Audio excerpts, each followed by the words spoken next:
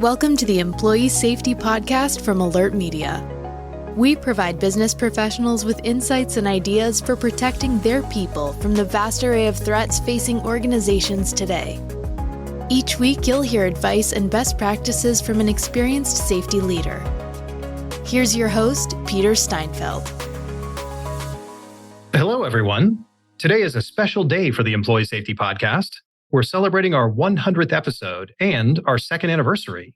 I'd like to extend a heartfelt thanks to all our listeners, without whom this show would not be possible, as well as our fabulous guests who are willing to spend their valuable time sharing thoughts and best practices on employee safety. I've experienced so many eye-widening aha moments based on the amazing advice they've given, and I hope all of you have too. To help us commemorate our milestones, I invited Alert Media's CEO, Christopher Kennedy, to the show. Christopher, or CK as he likes to be called, joined the company in March of 2022. Prior to Alert Media, he spent 20 years in C-level and executive leadership roles at various tech and fast-growth software organizations like NetMotion, The Foundry, and Cisco Systems. Throughout his career, CK developed a unique customer-centric approach to leadership, which has already strengthened bonds with our customers, employees, and other stakeholders across the globe. CK talks about that approach and much more in today's 100th episode. This conversation means a lot to me personally, and I'm excited to share it with you. Let's listen in. CK, welcome. Peter, honored to be here. It's fantastic to have you on the show, and it's been great to have you captaining the ship since you joined us back in March. Real quick, when you were looking at your next opportunity, what got you excited about Alert Media? So I was in the market kind of looking for my next opportunity, and I sat down with my wife and I was just talking about what I was looking for in an opportunity. And I was just sharing with her that I really wanted to go someplace that had a mission and that had a strong culture and had a kind of a customer-centric approach to the way they went about their business. And I had a laundry list of things. And my wife was like, yeah, if you could find all those things, I'm going to be surprised. And so, yeah, I felt pretty lucky to come somewhere that checked all those boxes. And if you can go somewhere where you're making a difference to helping people, it's a pretty rare thing in today's world to be able to work somewhere where you enjoy your colleagues and also feel like you're making a difference. And it's sincerely occurring. Yeah, without a doubt. Well, now that you've spent a bunch of months traveling the country to meet with our customers and safety leaders from all kinds of industries, what kind of trends or perhaps business challenges or pain points do you find that they're experiencing? Yeah, I mean, it's a real dynamic time for safety leaders out there. And some of the things that we're seeing is just the drastic increase in threats, whether that's active shooters or weather-related threats. There's just so many headlines out there that they're causing safety leaders to really have to make sure that they're reassuring the organization leadership that there are plans in place and they're prepared to kind of react when those issues occur. And so that's one trend that I've just seen out there where it just seems that EHS leaders are really on the forefront and that they have a much bigger voice in the business. And then in addition to that, I've seen some pretty interesting examples of how EHS has partnered with business itself and has really helped the organization overall, which is something that's pretty fascinating. Do you have any impactful stories that you can share from the travels that you've gone through? There's a couple of different stories, but I think one, when it comes to partnering with the business, which I thought was pretty fascinating, was we were in Chicago and Crate & Barrel was sharing with us that they'd set up our product and they were using it effectively to communicate in emergency situations. But then they also went to the business and said, hey, just so you know, there's this great technology that's here to help. And one of the business partners they worked with was the supply chain.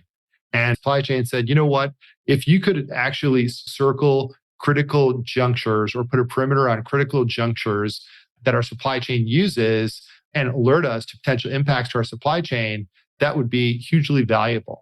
And so the owner of our technology and the EHS leader at Crate & Barrel quickly partnered with the business and put almost like a perimeter around the key supply chain junctures, one of which was the border crossings with the US and Canada. And as Crate & Barrel was bringing in goods on the Canadian border, they were, within a very short period of time, almost stuck in that logjam around the truckers that were, because of kind of COVID frustrations, were blocking the US-Canadian border.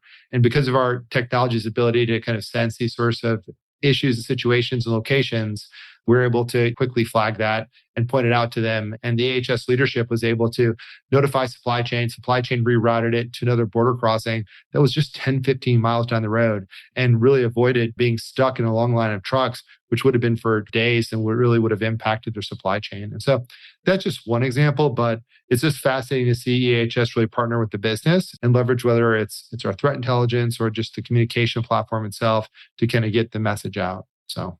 Yeah, that is an excellent story. And I did a podcast recently with Grant Hayes, former Secret Service agent and now consultant in the security industry. And he said that the next level for security and safety teams is to not just do that basic blocking and tackling of video surveillance cameras and badging systems and things like that, but to see how you can partner with different areas of the business to make them more effective. And then therefore, that is a snowball effect. It goes back to executive management. They see it makes sense to invest in security and it can help with your budget and all those types of things. So fantastic story. Yeah. And one other one that was pretty fascinating was I was going to have a call with one of our larger customers. It's in the healthcare space, one of the top 10 healthcare organizations in the US.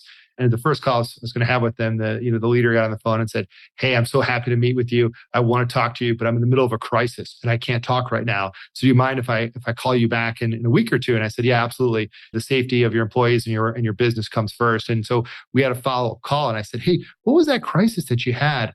And once again, this is a very, very large healthcare organization, and their supplier of kind of food to their patients and all their hospitals, the organization went out of business. And so they had to, in short order, find another supplier to bring in food for all the patients. And as you probably know, if you've ever been in a hospital, there are so many dietary restrictions for different patients, whether it's sodium levels, wherever that may be.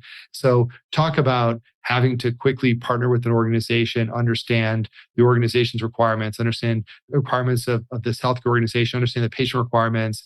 And it's fascinating to hear how EHS and our platform played a key role in this business issue that occurred. And they were able to help get through this difficult period of time just by making sure they were able to communicate in a timely fashion, be able to communicate in the best ways that the employees were able to communicate and get the information back and forth. So it was pretty fascinating. Yeah, those are very illustrative stories of why things are changing and why EHS is getting a stronger voice at the table, like you said earlier. What else do you think has made that change? Because I know when I first started in this industry over 20 years ago, EHS took kind of a back seat at the table. And now it seems like executive leadership, the C-level, recognizes the importance of safety and security. What do you think has changed? I think there's a lot of different factors to it. I think there's a lot of noise out there with the way that information is communicated. And I think EHS leadership has proven from a technology standpoint and from a leadership standpoint that they have a way to really effectively communicate and cut through the noise and provide leadership in difficult situations. And so I think when there's a requirement to get a message out, make sure it's targeted, make sure that there's good two-way communication back, and make sure that there's a lot of organization, I think EHS leaders are primed to jump in to help in those sorts of situations. Well, speaking of leadership, just to switch the topic a little bit, I've heard you talk since you've been here a lot about customer-centric leadership. What does that mean? Yep, it's about improving the experience at every touch point to create more value for the people we serve. And the people we serve is essentially the customer. And so one of the things you asked me before, you said, "Hey, what attracted you to Alert Media and kind of what did you notice from the outside looking in?" And the place I was at previously, we had a really strong culture and that was important to me. And when I came to look at Alert Media, right away you go to the website and it's pretty easy to find what our cultures are and what our values are. And that came from Brian Kruger, our founder, and has been instilled in the business from, to be honest with you, people like you, Peter, that have been here for quite some time that provide leadership. But if you look at our culture and values, the number one culture and value that we have is that the customer always comes first. And that to me, from the outside looking in, really resonated with me. And it's something that really aligned with kind of my leadership style, because I really believe in kind of customer-centric leadership. And my basic philosophy on it is, if you spend your time looking from the customer perspective out, you tend to just have a better business. You're typically providing better support to the customer because you look at it from their perspective. When you're developing products, you look at it from the customer perspective, and then you challenge your teams to make sure their products are easier to use, they're easier to train on, easier to implement. And then from a customer support standpoint, the same thing. And so for me, customer-centric leadership is just looking at from the customer lens out, identifying their pain points, and then making sure that impacts every element of the business through the customer voice. It's so true. If you focus on the customer, all the other problems tend to take care of themselves in one way or another. Yeah, no, absolutely. And actually had a pretty great experience recently visiting here in San Antonio, which is just about an hour and a half drive from Austin, my new home. And we're going to visit with Whataburger. And so we're there, spending time with them, just learning about their GSOC and how do they support their various team members and stores and the challenges they face. And when you have like 1,000 locations, like the amount of unique challenges is pretty amazing. And so they shared with us that they love how we really reduce the noise and how our threat intelligence capabilities are clear and concise and impactful. And so I kind of said, hey, well, what else could we do? And what came back to me is when you send the threat out, we would love in the email, if really in the body of the email, you could quickly state what is the distance between the threat and the key members of the team and locations, which is a real simple request. Not that it's easy to do, but it was a very simple request. And I understood from a customer lens standpoint, if you're sitting there and you're getting an alert, wouldn't you just love to just pull up your phone and say, okay, this employee is this distance away, this location is this distance away. So you really understand the impact and you can quickly go back and address it. And so I was able to come back and talk to our CTO, and our CTO is amazing at understanding the customer voice and why things are important. And we're pretty quickly able to put out that new type of email alert that allowed that Whataburger, leader to quickly look at their phone, understand the proximity to the threat, and then make better decisions on how to support the employees and the organization overall. Yeah, that's such a great example of just listening and then turning around and doing something about it. A lot of companies say, yeah, I hear you, but they don't do anything. So that's one of the key reasons I'm at Alert Media is we listen and we do something about it. Well, let's shift over a bit to employees. They've really been through a lot over the past couple of years, and their perceptions of workplace safety have changed quite a bit as well. How do you recommend that organizations navigate or perhaps reimagine their duty of care to enhance employee trust and engagement? Yeah, what's happened with the pandemic the last few years has, I think, really challenged EHS leadership and allowed us to, quite honestly, become more visible, in their organizations. And it's also been really hard on the employees and how they've had to adjust just to the drastically changing work climate and work environment.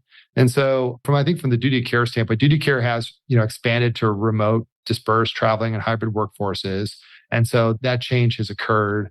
And it's kind of fascinating to see kind of how organizations have embraced it and who is doing a great job of it and who isn't. And it's really different from organization to organization. I'll go into one organization and I'll see leadership say, hey, we acknowledge that our employees are no longer in our offices and we feel the duty of care extends to their home and we want to embrace that.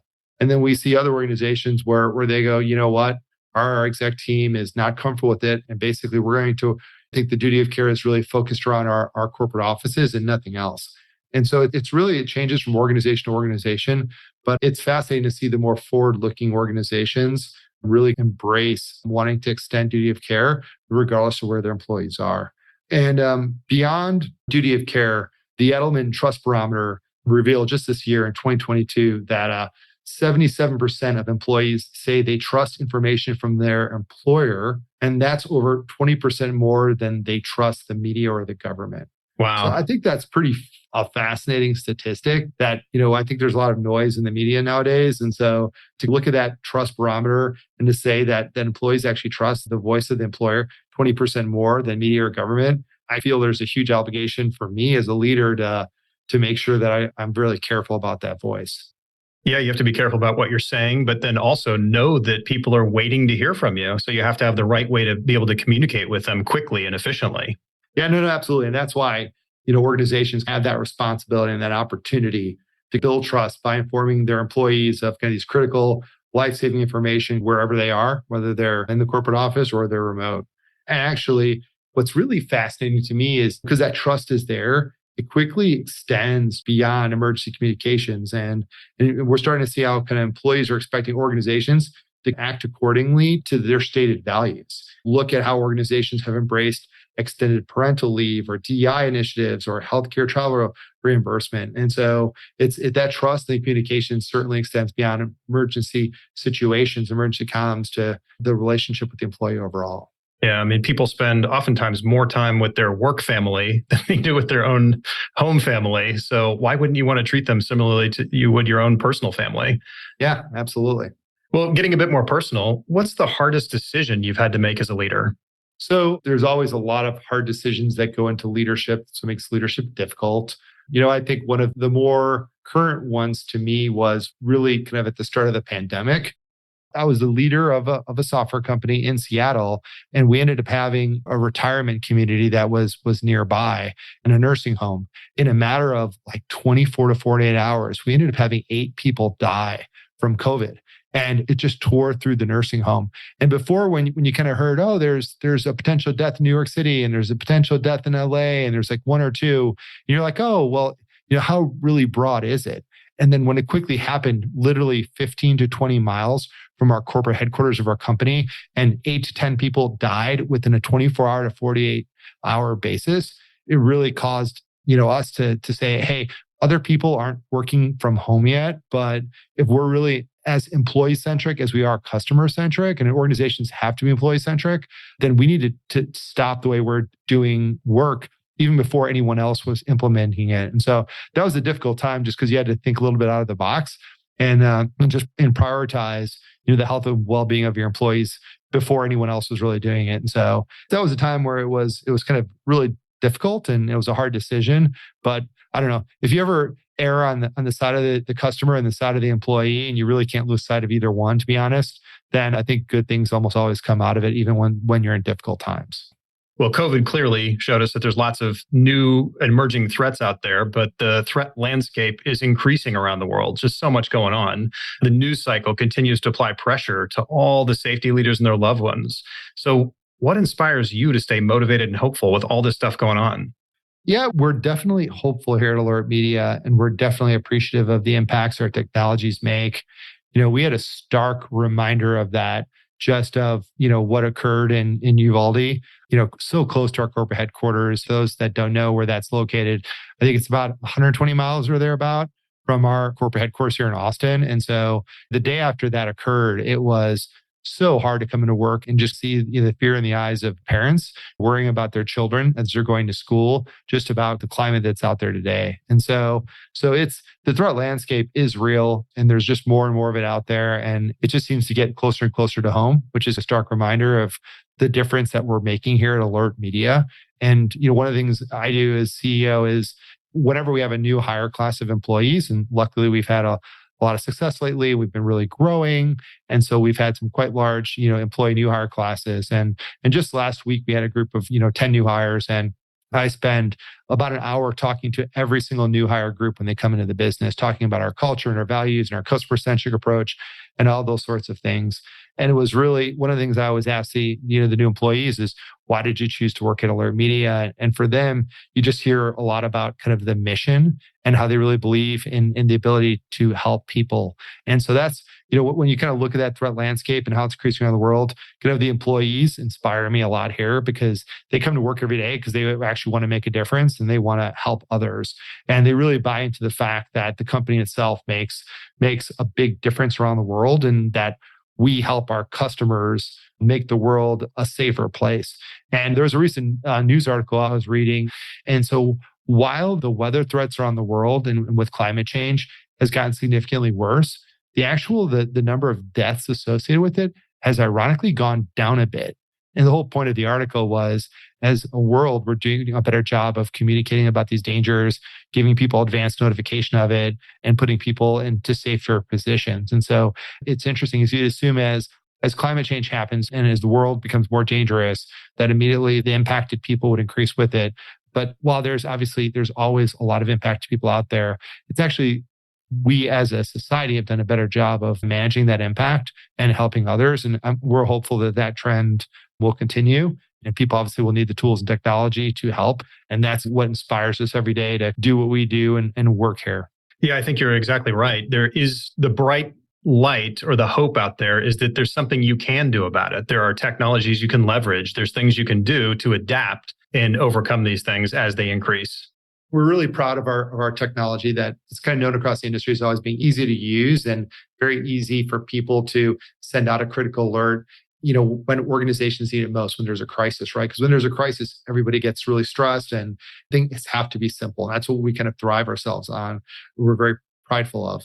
But the other part to it, which I've just been super fascinated about lately, is just our engineering team has put a lot of thought into automation and being able to automate, these critical alerts and quickly identify who's impacted and letting EHS leaders know which of their people and locations are impacted when, and getting the information to them as quickly as possible.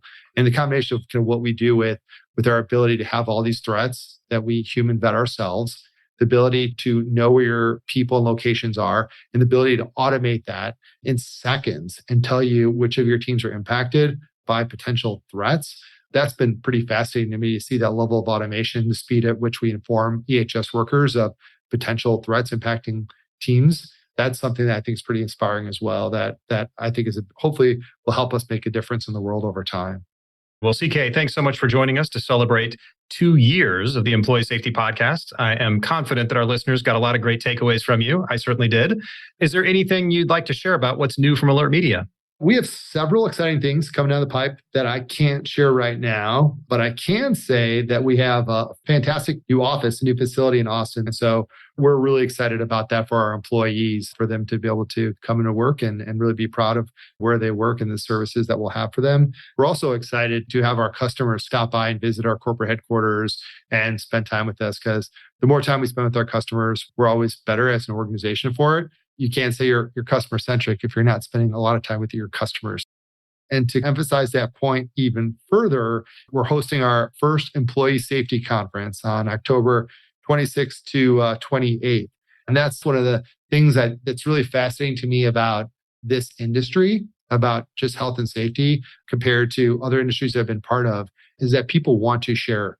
They want to help each other get better. They want to lift each other up. And so the whole goal for us, this employee safety conference, for people to come together in person, and it'll be here in Austin, and to kind of share these best practices and to learn from each other. And so we're excited to have that October 26th through 28th.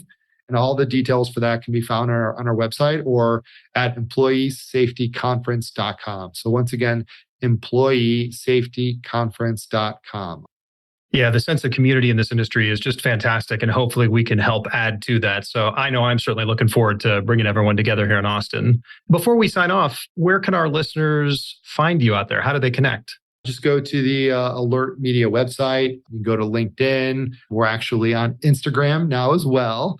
So getting involved there. And then I always appreciate people listening to this podcast, which is obviously a great way for you to hear about what's going on in the industry and then the part we have to play in it. Indeed. Well, thank you again. And to all our listeners out there, thanks for joining us for 100 episodes and counting on the Employee Safety Podcast. I'd love for you to subscribe at Alert Media's website or on your favorite podcast player so you never miss a show. And as always, your ratings and reviews on Spotify and Apple Podcasts help other people find the show. Have a wonderful and safe week, everyone. Thank you for listening to the Employee Safety Podcast from Alert Media, the industry's most intuitive emergency communication and threat intelligence solution. To learn more about how to protect your people and business during critical events, visit alertmedia.com. Until next time.